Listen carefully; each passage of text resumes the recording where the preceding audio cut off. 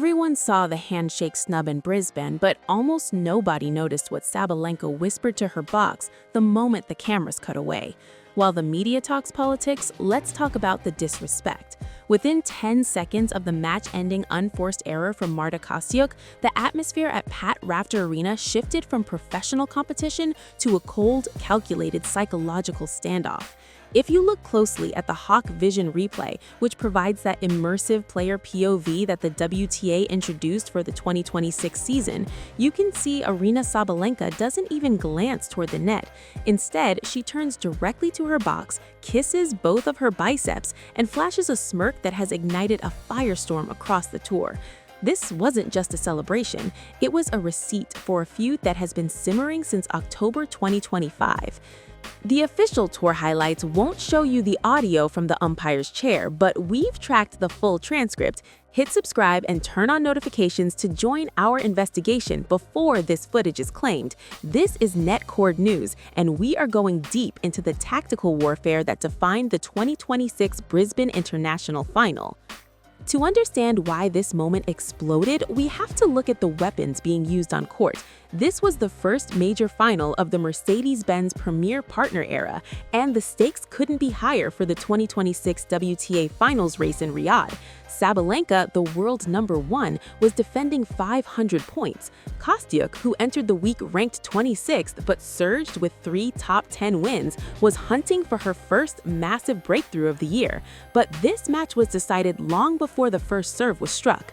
According to the WTA rulebook Section 4, a hindrance can be called for any intentional act that disrupts an opponent. While the bicep kiss happened after the match, the mental hindrance began in the warm-up. Our HawkVISION data tracks the eyes of both players during the pre-match coin toss. Sabalenka refused to make eye contact, a move her coach Anton Dubrov has previously described as a focus technique, but against a player like Kostyuk, it is a mental ice pick. Sabalenka has now won 37 of her last 39 matches on Australian soil. She is essentially the owner of the Queensland Tennis Centre, and she made sure Kostyuk felt like a trespasser from the very first point.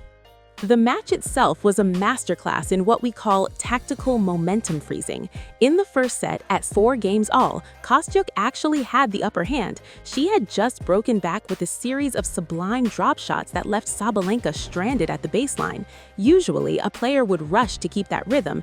Instead, Sabalenka utilized a 3-minute equipment adjustment, citing a tension issue with her Babolat frame. While perfectly legal under the 2026 equipment guidelines regarding frame integrity, the timing was lethal. Kostyuk was forced to stand in the 90-degree Brisbane humidity, her heart rate dropping, her focus splintering. When play resumed, Sabalenka elevated the intensity, converting the second of 5 breakpoints to secure the first set 6-4 in exactly 40 minutes.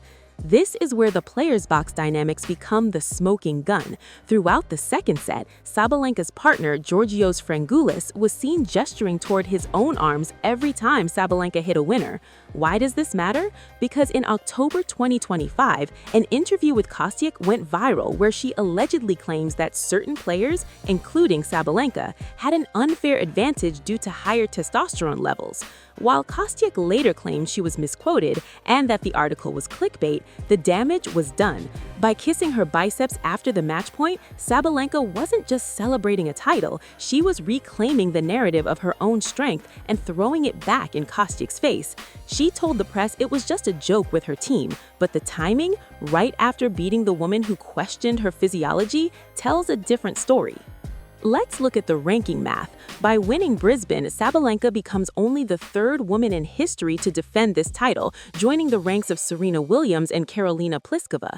She earns 500 points, cementing her 10,990-point lead at the top of the PIF WTA rankings. She is now essentially untouchable heading into the Australian Open. For Kostyuk, the loss is bitter. Despite a spectacular week where she took down Amanda Anisimova, Mira Andreeva, and Jessica Pegula, she leaves with 325 points. This moves her to world number 20, but the point gap between her and the top 10 remains a chasm. This loss means her path to the 2026 WTA Finals becomes exponentially harder. She needed this title to secure a top 8 seed for the upcoming slams, and Sabalenka knew exactly how to gatekeep that elite status. The head-to-head history now stands at a crushing 5-0 in favor of the Belarusian. From their first meeting in Dubai in 2022 to the 2023 French Open snub and the 2025 battles in Madrid and Rome, Sabalenka has developed a Kostyuk playbook. In Brisbane, she won 81% of her first serve points. The Hawkeye trace showed Sabalenka standing nearly 3 feet inside the baseline on Kostyuk's second serve, a position of extreme aggression. Sabalenka only faced 3 breakpoints in the entire 78-minute match. She has figured out that Kostyuk's serve, while reliable against others, wilts under the heavy, flat return Sabalenka produces. During the trophy ceremony, the tension reached a breaking point that the TV cameras tried to gloss over. The WTA, anticipating the lack of a handshake, utilized a special 2026 protocol that allowed for separate photo sessions. This is a massive shift in tour diplomacy. As Kostyuk spoke passionately about the ongoing reality in Ukraine, mentioning the -20-degree temperatures and the lack of light and water for her family, Sabalenka stood 10 feet away. She was seen on the immersive feed adjusting her watch and looking toward her box. When it was Sabalenka's turn to speak, she ignored the political weight entirely. She congratulated Kostyuk's team, but notably did not mention Marta by name until a brief closing comment. Then she shifted the vibe by taking a cheeky dig at Frangulis, hinting at a potential engagement. To the casual viewer, it's a sweet humanizing moment. To the courtside investigator, it's a classic redirection. By shifting the media's focus to her personal life and her new touch game, a style involving more volleys and slices that she's debuted for the 2026 season, she successfully buried the story of the bicep kiss. But we didn't miss the hot mic moment. As the players walked off Pat Rafter Arena, the microphone near the umpire's chair caught a brief exchange in Slavic between the support teams.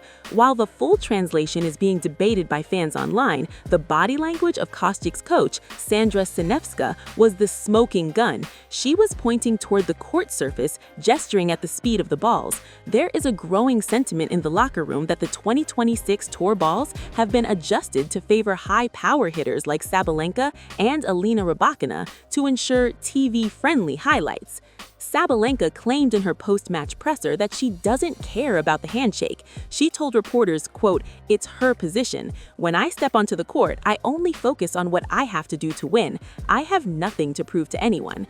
But the data contradicts this unbothered persona.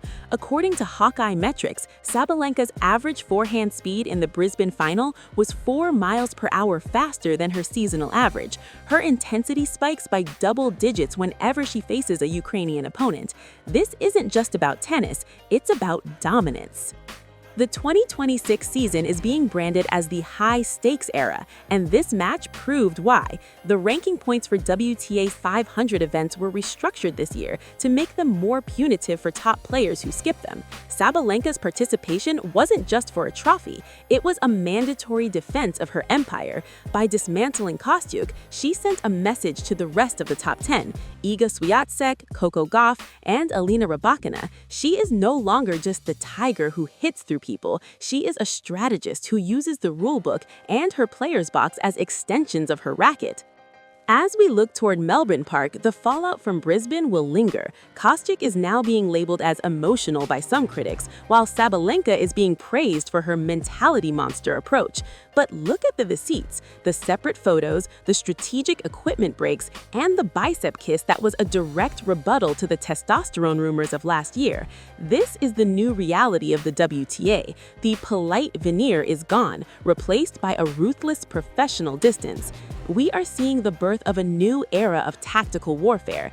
It's no longer just about who has the better backhand, it's about who can weaponize the crowd, the umpire, and the media narrative more effectively. Sabalenka is currently the queen of this domain. She knows exactly how to push the boundaries of sportsmanship without crossing into a code violation. She knows that a bicep kiss isn't a finable offense, but it is a psychological strike that will live in Kostyuk's head for the rest of the Australian summer. Predicting the next move is simple. These two are on a collision course for the quarterfinals in Melbourne. If the draw holds, we're looking at a rematch where the stakes are 2,000 points and a spot in the history books. Will Kostyuk find a way to break the 5-0 streak by using her variety, or will Sabalenka's evolved touch and superior ranking math prove to be insurmountable? Sabalenka is now playing with the confidence of a woman who knows the tour is built around her power. The tour may want us to focus on the WTA Tour driven by Mercedes-Benz marketing and the shiny new HawkVISION POV, but the real story is written in the cold stares at the net and the whispered comments in the box. Sabalenka didn't ignore Kostyuk because she didn't care. She ignored her because in the world of elite tennis, silence and a smirk are the loudest weapons you have.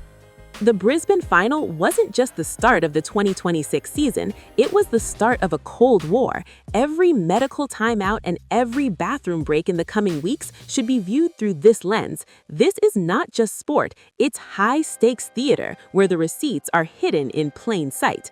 If you want to see how this drama affects the seeds for the next major, check out our The Tennis Playbook playlist, where we break down the secret coaching signals being used by the top 5. This investigation is just getting started, and the Australian Open is the next battlefield.